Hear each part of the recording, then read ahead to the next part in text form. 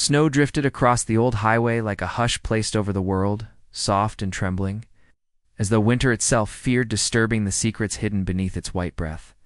The rest stop on the northern ridge sat half asleep beneath the weight of the season, its windows fogged, its metal benches rimmed with frost, its vending machines humming the lonely tune of places built only for passing through. In that fragile quiet, a little girl stood at the edge of the parking lot, her small boots half buried in fresh snowfall, her gaze fixed on something no one else could see. Ilara. Wynne had the stillness of a child who'd learned long ago that movement drew questions and questions drew trouble. Her scarf, a knitted blue thing that looked older than she was, clung to her like a plea. She breathed gently, as if even her lungs were trying not to make a sound. Up close, she had the look of winter shadows, delicate, watchful, carrying more story than her size could possibly hold. It was the kind of look one remembers years later and wonders how such a small face could bear so much quiet weight. She stood alone, not abandoned, simply overlooked. A man inside the rest stop store paid for something at the counter, his voice curt, his shoulders hunched against more than cold. No one would have guessed the girl belonged to him. She seemed like a passerby the world simply forgot to claim. And yet she watched him with a strange reverence. A loyalty shaped more from fear than affection. Her gloved hands clung together, fingers trembling not from the cold, but from the anticipation of something she could not control. A small tremor ran through her posture, subtle enough to miss unless you were looking for it.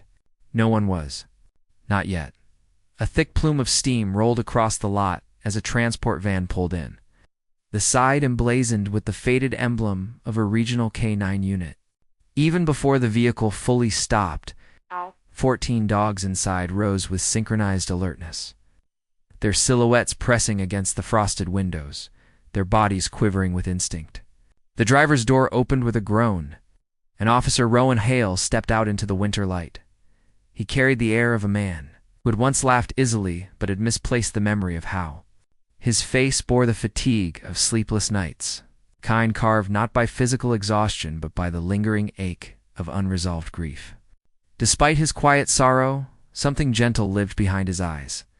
He gave the world a soft sort of vigilance, the kind that listened more than it spoke. As Rowan closed the door, his breath spilling into the air, the dogs surged forward, tugging against their restraints. Not with aggression, not with excitement, something else. Their ears pinned forward with acute intensity, their bodies angled toward the girl standing in the snow. Rowan followed their gaze and found her watching them, as if she had known they would come. He approached only after sensing the girl would not flee. His boots pressed soft, dark impressions into the freshly fallen snow. Her eyes flicked to him, and then back to the dogs, who now whined faintly, a chorus of worry that seemed older than language. "Hey," Rohan murmured, his voice low enough not to startle. "You all right?" Ilara didn't answer. Instead, she bent slightly, just enough for her hand to brush the head of one dog whose muzzle had pushed through the cracked door. The dog froze, as if receiving a message. Then another pressed closer. Then another. 14 bodies forming a circle of instinct around a child who had not spoken a word. The man from inside, tall, weather-worn, shoulders rigid, stepped out into the cold. His eyes landed on the scene, tightening with discomfort. "Ilara?" he said sharply, though not angrily. More like someone afraid of being watched. "Come here." She didn't move at first. A beat passed in which snowflakes drifted between them like unsent letters. Then she stepped away from the dogs, her mouth pressed into a thin line, the bruise of obedience eclipsing any momentary comfort.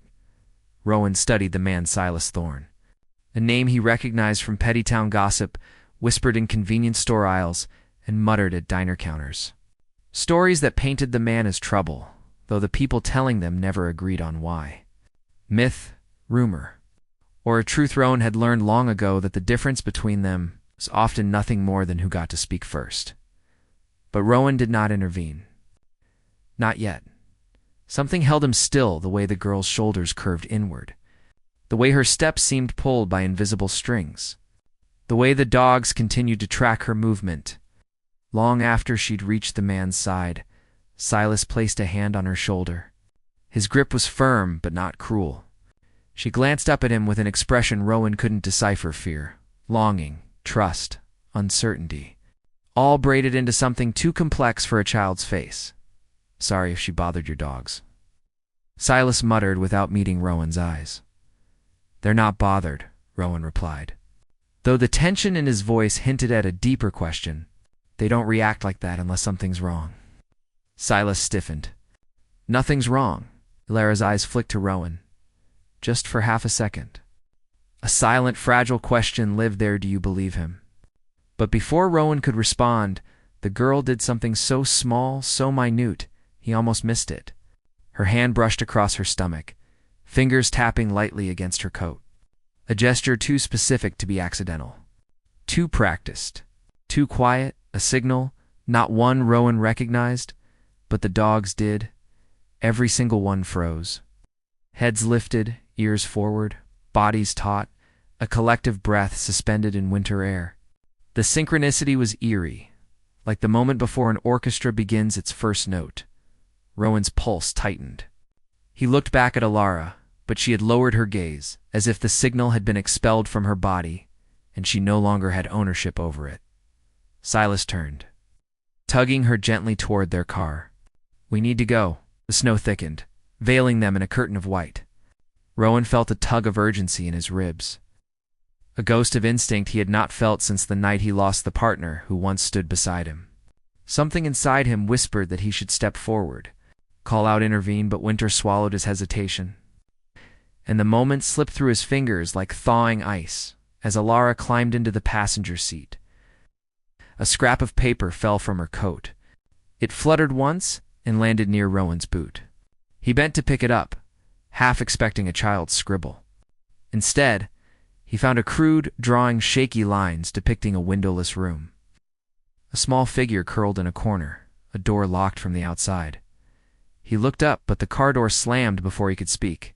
Silas offered no explanation, no glance back, only the rigid urgency of someone who wanted to leave before questions could be asked. The engine growled to life. Snow sprayed behind the wheels. Rowan stepped forward, hand half raised. But the car was already pulling away, swallowed by the winter-washed highway behind him. The 14 dogs sat in perfect symmetry, eyes fixed on the disappearing taillights, their bodies humming with a restless intensity that made the air vibrate. Rowan exhaled a long, uneven breath. The paper in his hand crinkled beneath his glove, its drawn lines cutting deeper the more he stared. The world around him seemed to shrink to the sound of the dogs' soft whines and the distant echo of an unspoken plea. Something had happened here. Not loud, not obvious. Something quiet enough that only a child brave enough to whisper, "Danger and." 14 dogs willing to listen could sense it. Rowan looked toward the highway again, the snowfall thickening until the world blurred around the edges. He didn't know where the car was headed. He didn't know what truth lived behind Silas Thorne's shadowed expression. He didn't even know what the gesture meant, but he knew enough to understand that whatever lay ahead was not finished, not by a long stretch. He folded the drawing carefully, tucking it into his coat, and whispered as the wind curled around him, "I hear you, kid. I won't ignore it." Far off, the brake lights faded into the white distance, leaving behind a silence that felt less like peace and more like a promise waiting to be kept. The dogs shifted, forming a semicircle around Rowan, as if anchoring him to the choice Winter had quietly placed before him, and in that moment, beneath the weight of snow, instinct and a child's hidden signal, Rowan Hale felt something stir within him. A pull, a purpose, a beginning wrapped in Winter's breath. Section 1 ended not with certainty, but with a question suspended in the cold, the kind that compels a man to follow footprints he has not yet seen, and a truth he is not yet ready to face. The storm thickened through the night, swallowing the highway until it became nothing more than a pale vein winding through a body of white. Rowan drove with the 14 dogs shifting restlessly in their crates, each of them humming with a tension he could not dismiss. Every so often one would bark, one sharp, urgent, unmistakably directionless, though guiding him toward a truth waiting somewhere beyond the curtain of winter. The drawing Alara had dropped lay open on the passenger seat, its lines shaky as breath on glass, stared back at him with a weight that felt heavier each passing mile. When the call crackled over the radio, an abandoned vehicle discovered on the northern bend. Rowan felt that weight sink deeper. He turned onto the service road, tires slipping on packed snow, headlights catching glimpses of broken branches and wind-flung ice. The air smelled of pine, cold metal, and something faintly electric, like fear before it fully surfaces. The dogs went silent. Every one of them. The vehicle appeared ahead, half buried in a drift. Its driver's door open as though someone had fled or collapsed or vanished into the dark. Rowan's breath tightened. He stepped out into the cold, the dogs whining from inside the van, their bodies pressing toward the exits. He moved slowly, carefully, crunch of his boots sounding too loud in the hush of snowfall. A shape slumped beside the car. Silas Thorne, curled inward, like someone trying to hold himself together after something has been ripped away. His coat was dusted in ice. His breaths came sharp and shallow. When Rowan knelt beside him, Silas flinched, then focused, recognition flickering in eyes dulled by pain and exhaustion. "You," Silas rasped, his voice a tattered thing. She's not with me." Rowan steadied him, scanning for injuries. "Where is Alara?" Silas swallowed a breath thick with shame. "Took her. Someone took her from me." His words shook, forced from a throat tight with guilt. "I tried to protect her. I thought I could hide her, keep her from them. I should have known they'd follow." Snowflakes settled on Silas's lashes. He blinked them away, eyes sharp with something fragile and desperate. "You think I hurt her?" His voice cracked. "Everyone thinks that. But I pulled her out of hell. I pulled her out, and I didn't know how to be anything but afraid afterward." Rowan felt the answer shift inside him, rearranging everything he had assumed. The drawing. The signal. The shame in Silas's posture. The way Alara hovered between obedience and fear. Nothing fit the simple explanations people whispered in town. It rarely did. "She trusted your silence," Rowan said gently. "But not your safety." Silas winced, as though the truth struck bone. He nodded once, slow and aching. There were men. 2 of them. Been hunting her since the day she slipped from their hands. I kept moving to keep her invisible. But last night they caught up. His breath hitched. I fought. Didn't win. Rohan tightened his grip. "Where did they take her?" Silas lifted a trembling hand and pointed toward the tree-line dark, cold, shrouded in winter's teeth. "There's a cabin," he whispered. "Old forest station. Left to rot. They used it before. They'll use it again." The dogs erupted in a single unified howl from the van long, mournful, resonant. Rowan looked up. That sound wasn't distress. It was direction. He stood, signaling the dogs to be released. They poured out of the van in a disciplined wave, 14 bodies, bounding through snow with the certainty of creatures following a thread tied to a child's heartbeat. Rowan helped Silas into the vehicle, wrapped him in a thermal blanket, and set the heater blasting. "Stay put," he said. "Help is on the way." But Silas grabbed his sleeve, grip weak yet urgent. "Bring her back," he whispered. "She deserves a life without running." Rohan nodded once. "I will." The dogs surged ahead, guiding him into the forest. Branches brushed against his coat like fingers, urging him to hurry. The snow muted the world, turning every sound into something softened, except the dogs, their breaths sharp, their paws drumming a rhythm of purpose. Whisper, the smallest of the pack, darted forward with increasing agitation, nose to the ground, tail straight like an arrow pointing fateward. The cabin revealed itself slowly, its silhouette emerging from the snowfall. Like a memory someone tried to bury but couldn't. A single lantern swung beneath the eave, its flame flickering weakly as though pleading to stay alive. Rowan felt his pulse thrum at the sight of movement through the cracked window, a shadow pacing, another sitting and in the corner, small and pale. Alara. She was tied to a chair, her knees drawn inward, her face half hidden by her hair. But her eyes burned alive the moment she saw the shapes moving outside. She lifted her head just enough. A small movement. A twitch of her fingers. A gesture Rowan recognized now, not as fear, but as courage. The hidden signal. Rowan exhaled softly. I see you. The dogs spread into position, each knowing their role, before Rowan spoke a single command. Frost circled to the back entrance. Wisp crawled under the porch, quiet as drifting smoke. Lantern pressed against Rowan's leg, waiting for the moment to break forward. Rowan approached the door, boots silent on the snow. Inside, one man barked orders at the other, their voices coarse and frantic. They were afraid not of Rowan, but of losing the child who held value only to their cruelty. Rowan leaned into the crack of cold seeping from the frame, hearing every word, every threat, every breath. His own breath steadied. He pushed the door open with slow, deliberate force. The hinge creaked. The room froze. The taller man reached for his weapon, but Frost slipped in through the back like a phantom, teeth flashing as he growled low, a promise of violence should the man lift his hand an inch farther. The second man stepped forward, but Lantern barreled in from Rowan's side, knocking him off balance before his fingers even grazed the knife at his belt. Rowan didn't shout. He didn't rage. He moved with steady, rooted purpose and authority, softened by grief and sharpened by empathy. In two swift motions, he disarmed the taller man and wrestled him onto the floor, the dogs forming a living barricade between the girl and harm.